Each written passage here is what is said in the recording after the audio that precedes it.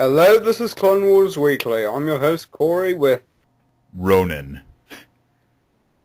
Yeah, Batil's not here today because, well, no one really He's knows. vanished. He's vanished into thin air. Regardless, we have another Clone Wars Weekly for you today. Yeah. And this is about the new episode, The Gathering, the beginning of the Young Jedi Arc. How many episodes is this going to run again? It's only 2 more from here on. I'm not really sure entirely. I'd love for this one to be 4 episodes long, but I don't think we'll be that lucky. Still, to go with this episode, it's a rather interesting episode.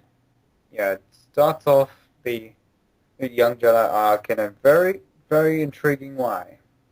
Yeah, it shows us a little bit of, like, the construction of a lightsaber and finding the crystal. This is something that has been shown before in the expanded universe, but not ever in Clone Wars or the movies. I guess the closest would be the deleted scene with Luke Skywalker. What an impressive environment they made with this.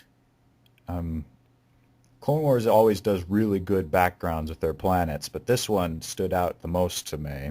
Yes, it's a very, very well thought out planet. It's an ice world so that the Separatists wouldn't dare to go there. And it also has a hidden cave where all the lightsaber crystals are. In case no one can tell, I loved this episode a lot. Yeah. There's actually is like an intriguing episode compared to like some of the on-demand episodes. Yeah. I've seen a lot of dislike or disdain for this episode. People saying it's boring. People saying that get back to the war. They usually do that whenever there's an episode with no action. They did that in Senate Spy and some other episodes. I think Mercy Mission. The thing is, some people have no appreciation for a good story, and that's what this was. It wasn't perfect, but it was a really, really, really good start to this arc. Exactly. One of the biggest things that I noticed was how they managed to do so much in such a short amount of time. They managed to complete the whole point of this one episode before the next one. Every one of the younglings had a character arc. It wasn't much, and I would have liked to have seen more for each one of them, but I'm sure we'll get to see more for the next episodes. Yeah, it was kind of balanced out through all the younglings.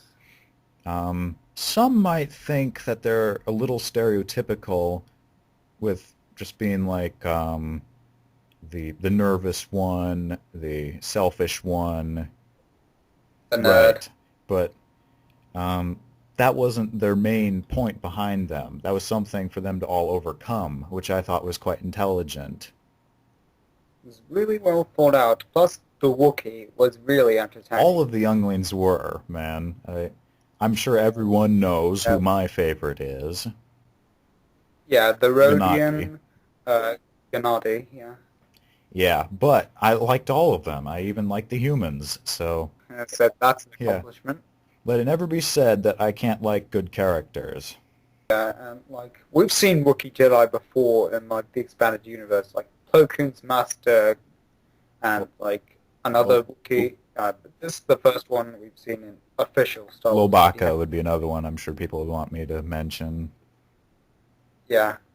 There was so much I enjoyed about this episode. I just was sitting back and feeling like I don't have to rage anymore. It was... Yeah. Absolutely. I grew more attached to all of these younglings in this one episode than I did to the rebels on Onderon during their entire 4-part arc. Oh, it also does show us a little bit of an interesting thing in the beginning opening credits. Whenever they're doing that little roll thing with the narrator, and they actually showed a clip that takes place before the Clone Wars. They showed Plo Koon with baby Ahsoka. That was insanely interesting. I was like, wow, I don't usually pay as much attention to the intro, especially after Revival, where they killed off Finn Urte. But this was this was really neat seeing baby Ahsoka, and Yeah, I really love everyone I was that. watching the episode with went "Aww," and Like went into like one of those like moments whenever I see a box of puppies or yeah. kittens. That was me. uh, I wish the scene had been expanded on a little more, like maybe it had been a flashback during the episode, but it wasn't needed. It just I would have liked to have seen more of Ahsoka's backstory, I suppose, but that's not really the point to this Yeah, arc in general. I would like to see like her going through it more like during this arc since she's gonna stick around. But uh, I'm good with whatever they do.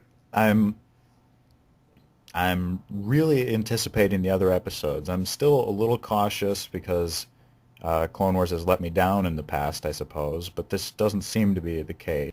It's really entertaining from this first episode, and I'm hoping they keep the same tone and it just expand on it more for the next ones. Especially since the next ones are gonna be definitely more action packed because Grievous is gonna be in I thought he there. was going to be in the third one. Am I wrong?